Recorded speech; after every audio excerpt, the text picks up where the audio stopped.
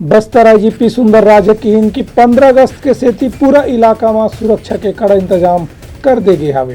15 अगस्त 2023 को बस्तर अंचल सहित संपूर्ण भारतवर्ष में स्वतंत्रता दिवस के कार्यक्रम हर्ष एवं उल्लास के साथ मनाई जाएगी।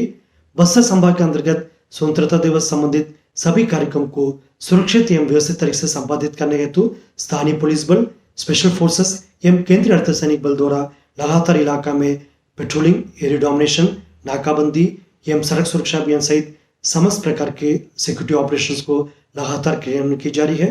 बस्तर संभाग की अंदरूनी वनांचल क्षेत्र एवं सीमावर्ती इलाका में लगातार अभियान जारी है। बस्तर संभाग के समस्त जिला मुख्यालय में त्रिस्तरीय सिक्योरिटी कॉर्डन व्यवस्था भी सुनिश्चित की जाएगी।